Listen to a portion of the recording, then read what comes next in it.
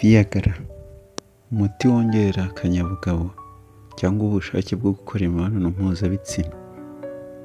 Ni umuti utuma imikaya irambuka, ugatuma amaraso atembera neza mu gice runaka cy'umubiri, ni ukuvuga igitsina. Ni umuti ukoreshwa n'abagabo bagira ikibazo cy'ubushake buke cyangwa bakananirwa gukora imibonano mpuzabitsina.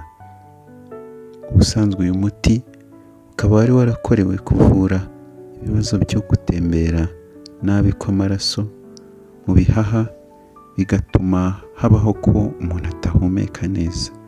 Nyuma hagenda hakora ubushakashatsi biza gusangwa ko uyu muti ushobora kwifashishwa mu bundi buryo twavuze haruguru, ni ukuvuga kongera akanyabugabo cyangwa kongera ubushake bwo gukora imibonano mpuzabitsina. Nibyo, tuguhaye ikaze kuri ino shene kandi tuguhaye ikaze muri kino kiganiro. Niba utarakora subscribe, kanda aho hatukura cyangwa hasa umukara handitse subscribe kugira ngo ibiganiro nk'ibi bivuga ku buzima kandi bishingiye ku bushakashatsi bufite ibimenyetso bijye bikugereraho igihe. Hari ibintu ugomba kwitondera mbere y'uko watangira gukoresha uyu muti. Kirazira gufatana uyu muti n'indi miti cyane cyane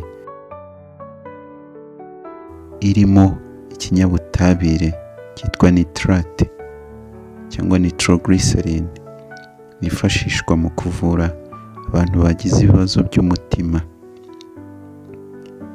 Ikindi, igihe habayeho ko wanyweye uyu muti ukagira ububabare bukabije, ni ukuvuga uburibwe bukabije bw'igitsina cyafashe umurego mu gihe kirengeje amasaha 4, gana inzego z'ubuzima zikwegereye bagufashe. Ikindi, hita uhagarika uyu muti, kandi nimba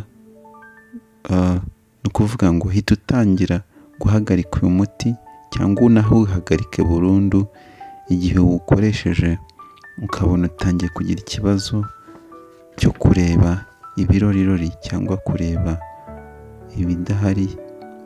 Icyo gihe ni ikimenyetso cy'uko uyu muti wakugizeho ingaruka, kandi ingaruka mbi zishobora kukuviramo ubuhumyi. Ikindi,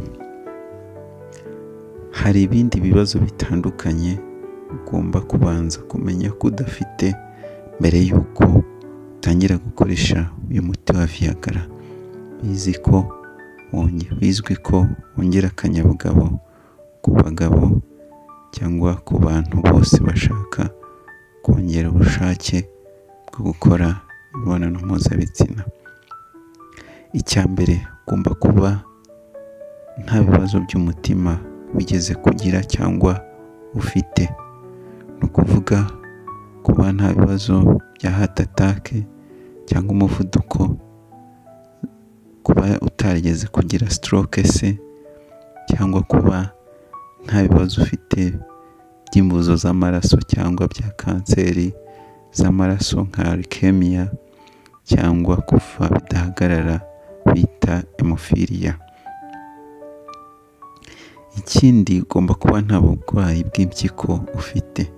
Kirazira kunywa uyu muti wa Viagra ufite ikibazo cy'impyiko.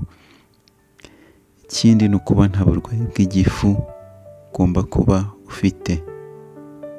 Kirazira gufata uyu muti ufite uburwayi bw'igifu, ngo bishobora kukongerera kuremba cyangwa gukomeza kubabara bikabije mu gifu bitewe no gufata uyu muti. Niba warabwiwe ko utemerewe gukora imibonano mpuzabitsina kubera ibibazo bitandukanye by'ubuzima, birashoboka ko ushobora kujya kwa muganga bitewe n'indwara zitandukanye ufite, bakakubuza kutazongera gukora imibonano mpuzabitsina. Si byiza rero gukoresha uyu muti wongera akanyabugabo kuko n'ubundi ntacyo biba biri bukumarire. Ku bafite ibibazo bitandukanye birimo nka diyabete cyangwa ibibazo by'amaraso, kirazira gukoresha uyu muti. Kirazira gufata umuti wa Viagra uri munsi y'imyaka 18 kuko n'ubundi amategeko y'ibihugu byinshi bitandukanye atemerera abana bari munsi y'imyaka 18 gukora imibonano mpuzabitsina. Niyo mpamvu nimba ukurikiye iki kiganiro uri munsi y'imyaka 18 ntushaka kubyihorere kuko ntacyo bikumariye, kuko ntiwemerewe gukora imibonano mpuzabitsina byemewe n'amategeko. Ushobora kwibaza uti ni gute uyu muti ufatwa? Ese uyu muti ufatwa ryari? Uyu muti ufatwa igihe bikenewe, ntabwo bivuze ko bitemewe kuwufata igihe bidakenewe. Ukaba ufatwa byibuze mbereho iminota 30 kugera ku isaha mbere y'uko ukeneye kuwukoresha akora imibonano mpuzabitsina. Gufata umuti wa Viagra ntibivuze guhita ushaka gukora imibonano mpuzabitsina. Ni ukuvuga ko imyiteguro isanzwe ibaho ku bagiye gukora igikorwa cy'imibonano mpuzabitsina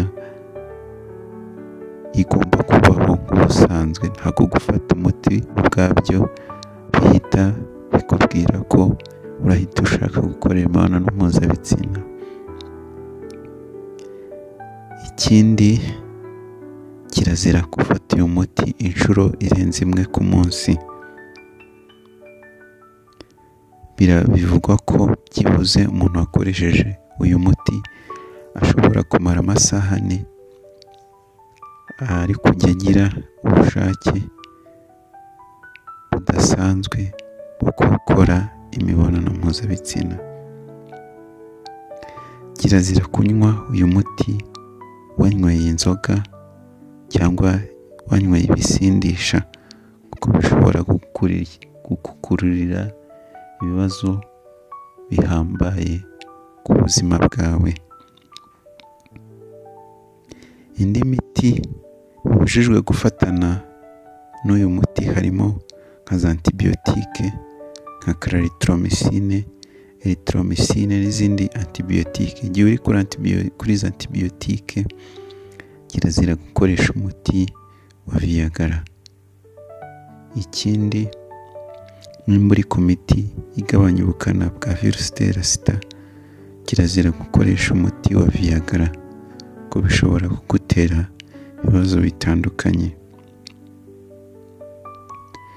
Niba warakoresheje umuti wa Viagra wifuzaga ko bigufasha cyangwa hari intumbero wari ufite yuko wagira ubushake bwo gukora imibonano mpuzabitsina ntibikunde, kirazira gukoresha undi muti wongera akanyabugabo utawandikiwe na muganga wemewe.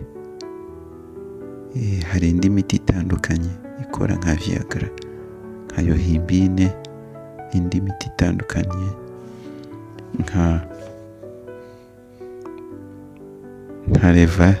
Levatio cyangwa Levatio. Kirazira rero kuwukoresha igihe Viagra byanze utawandikiwe na muganga wabihuguriwe cyangwa wabyigiye. Uyu muti rero ni umuti nk'indi ubusanzwe imiti yo kwa muganga ibikoze mu binyabutabire. Ibyo binyabutabire rero bigeze mu mubiri hashobora kubaho kudahuza hagati y'umubiri wawe ndetse n'uwo muti, ukagira ibyo bita allergie.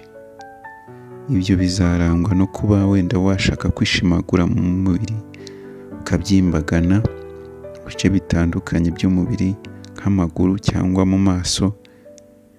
Ikindi ukaba watangira kugagara, harimo abagira ibindi bimenyetso bitandukanye birimo kugagara. Ihutire kwa muganga bagufashe, baguhe imiti igufasha kugira ngo iyi allergie itagutera ibibazo, kuko allergie ubwayo ishobora no gutuma utakaza ubuzima, ukagira icyo bita shock anaphylactique, cyangwa ukagwa muri shock watewe no gufata imiti runaka. Umuntu wafashe umuti wa Viagra rero hari ibintu bisanzwe cyangwa ibishobora kumubaho bitagize icyo bitwaye. Icya mbere ni ukwiyongera k'ubushagarira cyangwa kwiyongera k'ubushake bwo gukora imibonano mpuzabitsina. Icya kabiri ni uko igihe ibyo birangiye umuntu aba ashobora kugira ikibazo cyo kuribwa umutwe, kuba yagira isereri, kuba yareba ibirorirori cyangwa yareba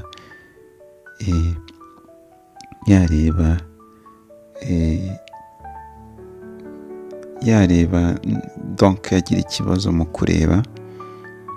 Igihe rero umuntu agirize icyo kibazo yari yakoresheje uwo muti, ni ibisanzwe biba bishobora kubaho. Ikindi harimo abaribwa ibice bitandukanye by'umubiri, nk'abaribwa amaguru, abaribwa amaboko se, abaribwa umugongo n'ibindi bice bitandukanye by'umubiri inyuma yo gukoresha uyu muti. Hari abagira ikibazo cyo kubura ibitotsi, hari n'abagira ikibazo cyo gusonza cyane. Ibi ni ibintu bisanzwe ku muntu wakoresheje umuti wa Viagra.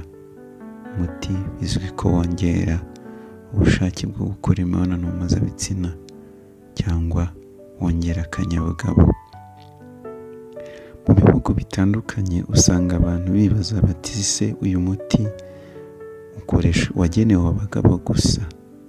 Oya, uyu muti ushobora gukoreshwa n'ibitsina byombi, ni ukuvuga abagabo cyangwa abagore. Ariko impamvu ukoreshwa n'abagabo cyane ni uko igihe hagiye kubaho imibonano mpuzabitsina bitashoboka hatabayeho ko igitsina gabo gifata umurego. Icyo gihe rero niyo mpamvu usanga gukoresha uyu muti byihariwe cyane n'abagabo. Bitavuze ko n'abagore bawukoresheje bagira ubushake bwinshi, cyane cyane ko nabo rugongo yabo ifata umurego cyane, bakagira ubushake bwinshi bwo gukora imibonano mpuzabitsina. Bivuze ko nabo nta kidasanzwe ushobora kubongereraho, ariko abagabo ukaba wabafasha cyane kubera ko haba harimo abagira ikibazo cyo kugira ubushake budahagije, cyangwa bakagira ubushake budahagije bwo kuba bashaka gukora imibonano mpuzabitsina. Turagushimiye kuba wabanye natwe muri iki kiganiro.